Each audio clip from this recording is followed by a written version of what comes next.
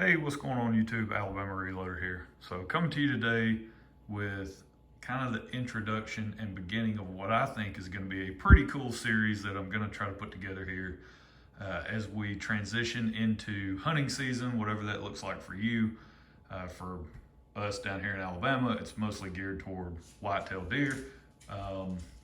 That's really the biggest game animal that we can hunt here in the state. You can go hunt alligators and things like that, but just in general, a lot of wild hogs and stuff too. But by far and away, probably the game that people love to hunt the most in this state would be whitetail deer. So that's what this is kind of geared towards, and it's going to be focused on rifle season. That's why we have a rifle out here on the kitchen island in front of us.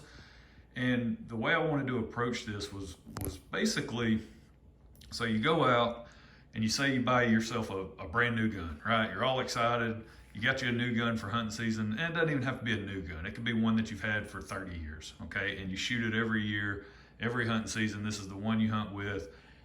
But there are some things that it would probably be wise for you to do prior to hunting season that you can just kind of double check and make sure that as you go into the season, you have supreme confidence in your setup, and you can hit the deer woods or the elk woods or whatever woods you want to hit and go be successful in the field, right? Because that's really what it boils down to. That's one of the reasons why I love to reload my, hand load my own ammunition, is to make sure that I have supreme confidence in my setup and my ability to put a shot exactly where I need to put it on a game animal. So what do we have in front of us? Don't worry about this. Don't focus on this. Don't look at it. Don't leave a comment about it. Don't worry about it. Now, that's something else. I'm working on something else for a buddy of mine. But so what do we have in front of us? And basically, I just want to give a shout out to my favorite local gun store, Mr. Big Guns over in Huntsville. Matt and all those guys over there, they do an amazing job. This video series is basically kind of in a partnership with those guys. And when I say a partnership, it's a partnership because pretty much everything I bought came from there. I think the only thing that didn't come from Mr. Big Guns on this whole setup might be this sling. But outside of that, I went over and picked everything up from those guys, and that's how we're able to put this video series together. So huge shout out to them. They're always great to work with and deal with. So what do we have?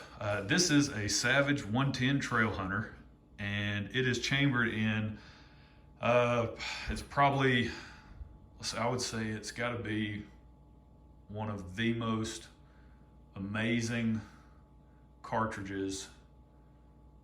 It's just, there's nothing that compares to it.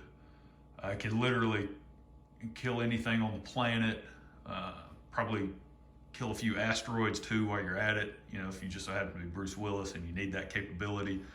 But it is chambered in everyone's favorite cartridge, 30-06 Springfield. So if you've been a fan of this channel for any length of time, that's somewhat comical that I would go out and actually pick up something chambered in 30-06 Springfield and pick it up willingly. But that's what it's chambered in, because I think for this type of series and what I plan on doing with this video series, that this is just about as good a cartridge as any that I could kind of use to showcase, what I'm going to be talking about and walking you through. This is a great option if you're looking at getting into hunting, or you've been hunting for a long time, you just want a new cartridge. It's not new by any stretch of the imagination, but it's one that I feel like would basically appeal to the widest range of audience members here that might tune in and look and watch this video series.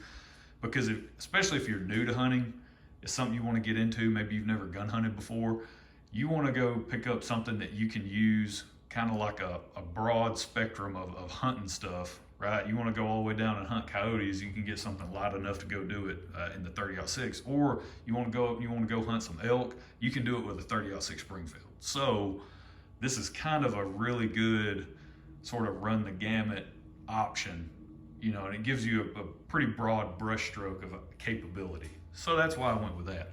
It's the 110 Trail Hunter, and it's a pretty cool setup. This is more of a budget-oriented option from Savage. It's really nice though. I'm not exactly sure of the finish on the barrel and the action. It's not Cerakote, I don't think, but it's kind of like Cerakote-ish, if we'll say. It's got the Hogue rubber overmold stock, which you either love these or you hate them. I've never really come across anyone that's just somewhat indifferent to these stocks.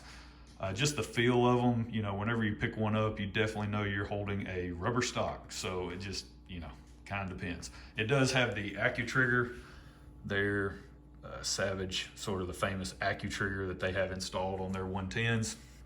So it comes with that. And just overall, a really nice package for something that you can go hunt with. These run around 500 bucks. So they're kind of targeting a more budget-oriented hunter or gun enthusiast. It does have a threaded muzzle, so if you're into that kind of thing, if you want to suppress this bad boy or put a muzzle brake on it to reduce your recoil just a little bit, you can do that as well. So that's just a nice feature to have. Also, I do have a bipod on there, but I don't hunt with a bipod. I just have it on there to actually hold the gun up while I do this. But what else? So you've got your gun. That's awesome. Well, you gotta have some ammo to go with it. And you can see that I picked up the Federal 180 grain Power Shock. Okay, and the only reason I really picked this up is that, so at Mr. Big Guns, they had a handful of 30-06 options, but they had the 180 grain. They had some 150 grain. They had, I think, some Hornady Precision Hunters, like 178 grain or something like that. But I just went ahead and picked this up to give us a good baseline. It was either this or the 150. I just decided to go with the 180. That's something, if you're gonna be shooting lighter weight bullets, then you might wanna just look at maybe a 308 Winchester. That might be something that would appeal a little bit more to you. The reason I went with the 180 is just because I can, and the 30-06 can handle it very well. You can load up to, I believe in the Hornady load data, some of the load data I think goes up to like 220 grain bullets in 30-06, if I remember right. So, and all the way down to like a 110 or something along those lines. So again, the versatility of this cartridge, depending on who you talk to, some people say it's unmatched. I'm not gonna say that, but great versatility here. I just decided to go with the 180 stuff, see how it shoots in this particular setup. This will give us a chance to break in the barrel and insert comments down below about how stupid that is, so feel free to go ahead and do that. That's another controversial topic that people like to argue about, barrel break-in, whether you need it or not. I'm just gonna do it because I have a box factory ammo and I'm not shooting this stuff for hunting season anyway. I just want to break in the barrel, and then from there I'll do hand loads. So went with this stuff. Should be a pretty good all-around option. They give you all the information there on the back. Muzzle velocity 2700, yada yada, energy, yada yada yada yada yada, blah blah blah.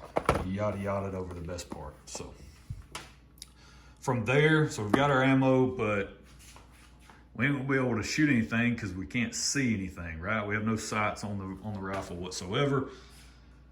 That's where this bad boy comes into play. This is the Leupold VX Freedom 3-9x50. This has the fire dot, so this has the illuminated reticle, little fire dot in the center of the reticle, which is this is an awesome scope.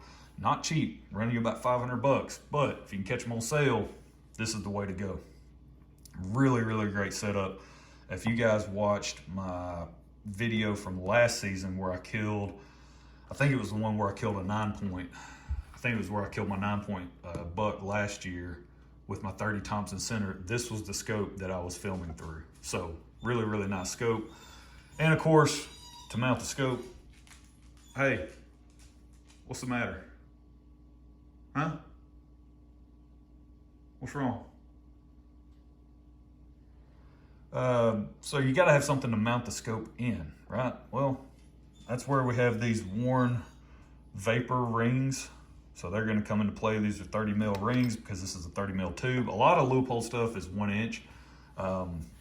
So just be mindful of that. If you're going and buying a Leupold scope, double check and make sure, because a lot of their VX Freedom stuff, VX VX3 HD, that type of stuff, a lot of those models are 1 inch tubes. So make sure that you get the correct scope rings to go with it. Now, one thing I do want to touch on, because you see a Warren pick rail sitting right next to me, or sitting right next to the scope, is you have to be mindful of your ability to mount the scope on the gun once you get it. So, because 30-06, standard length action, a little bit on the long side, check that out, right? So it comes with a set of bases already on it, installed from Savage, but the problem is there is no way that I can mount this scope. There's no scope rings that I can get on there. I could probably try to rig some funky offset. Yeah, I don't want to do any of that, right? I don't want to have to mess with that. So you can see there's not a lot of real estate on this VX Freedom 3 to 9x50 that would allow you to mount it on something like this. So that's where this guy comes into play. I'm going to take off these bases and I'll install this guy, and then that will allow me the opportunity to move these scope rings wherever I need to on top of the rifle to get this scope positioned perfectly in the way that I like to, you know, with basically my cheek weld and how I like to hold my head while I shoot and all those fun things, and get everything lined up properly. It's going to allow me the ability to do that. So be mindful of that. That can be a frustration where you go out and you're all excited, you go and you buy your brand new gun, and then you get home and you're like, what in the world? I can't even mount my scope. That's frustrating because now you either got to order a pick rail, you got to go back and buy one. It can be a little frustrating. So just be mindful of that. If you're going out to buy a gun, buy your first gun, whatever, for hunting season, something to think about and consider. So just keep that in the back of your mind. And then also just kind of topping it off, one of the I guess additional things is kind of an accessory. You don't necessarily need it. It's not a requirement, but a sling. It does come in handy. You know, if you got to walk any amount of distance, this is not a light gun at all because that rubber stock really adds to the weight, plus the barrel profile. It is a thicker barrel, but it is free float. So that adds some weight to the whole setup. It's got to be over 8 pounds, which is a big difference for me, right? I've got a couple of lighter weight rifles, and you get so used to carrying those and hunting with those that you pick up something like this and it's like, holy cow. But I think it's going to be good for recoil mitigation, right? 30-06 Springfield, it's not the hardest recoiling round ever invented, but it does generate a decent amount of recoil, and so having a heavier gun will help with that. So that is it. That is the introduction. That is the sort of here's what we're doing and why we're doing it and how we're going to do it and all this fun stuff. I've got a lot of 30 cal bullets that I would like to test in this gun just to see what it shoots well.